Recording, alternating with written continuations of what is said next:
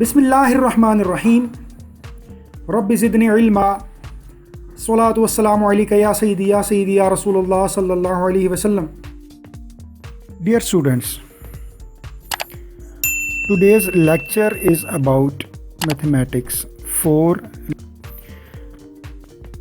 unit number 4, factors and multiples, exercise 4.5, question number 1 है topic prime factorization by factor tree method. Gentlemen, SLOs are students will be able to understand the prime factorization, and second one is students will be able to solve prime factorization by factor tree method. Now we will start introduction of prime factorization. Definition is writing a number as a product of its prime factors is called prime factorization. Okay?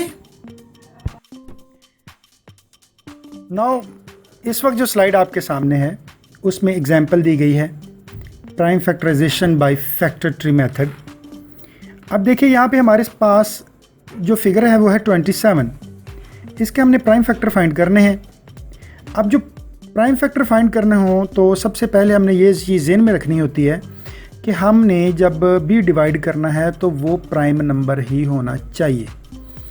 अब आप देखिए 2, 3, 5, 7, 11 इनमें से कौन सा prime factor ऐसा है जो 27 को डिवाइड कर सकता है। देखिए हमारे सामने इस वक्त एग्जाम्पल में 3 है, तो 3 को हम 9 के साथ मल्टीप्लाई करेंगे तो वो 27 बन जाएगा। इट मीन्स 27 जो है वो 3 पे डिवाइड हो सकता है।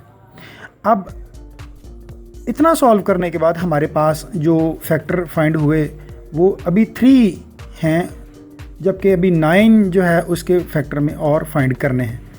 अब हमने 9 के फैक्टर फाइंड किए तो देखिए उसमें भी 3 है, 3 को मल्टीप्लाई 3 से करें तो 3 3 और 9 ही बनता है। तो यहाँ पे आप देखिए जितने भी सर्कल नीचे हैं उनमें 3 3 3 आ चुका।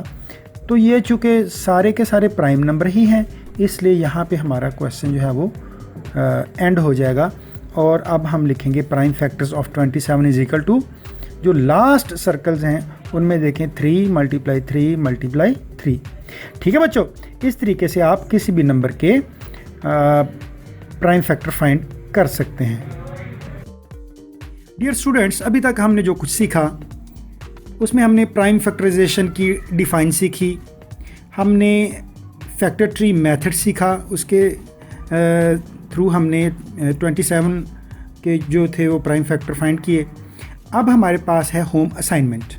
जो कुछ हमने सीखा हम यहाँ पे अप्लाई करेंगे। आपकी सहूलत के लिए मैंने यहाँ पे सर्कल और एरोज़ बना दिए हैं। ये सिर्फ आपको समझाने के लिए है कि ताकि आपको याद रहे कि फैक्टर ट्री मेथड इसी तरह को इस तरह जब हम सवाल हल करते हैं तो फैक्टर ट्री मेथड इसको कहते हैं। अब हमारे पास जो क्वेश्चन है 56 है और 12 है। आपने इसी तरह से 56 को सर्कल में रख के उसके प्राइम फैक्टर फाइंड करने हैं और इस तरह 12 को रख के उसके भी प्राइम फैक्टर हमने फाइंड करना है। ये आपकी होम असाइनमेंट है। होप आपको इस लेक्चर से कुछ ना कुछ फ़ायदा ज़रूर हुआ होगा, और अगर कोई कमी रह गई हो तो इंशाल्लाह ताला हम कोशिश करेंगे उसको आइंदा मज़ीद मेहनत से उस कमी को दूर करें। और अगर आपको कुछ पूछना हो तो आप एडमिन को फ़ोन करके एडमिन साहब से मज़ीद कोई इन्फॉर्मेशन चाहिए तो आप ले सकते हैं। आइंदा लेक्चर तक के लिए इजाज़त। पाकिस्तान जिंदाबाद।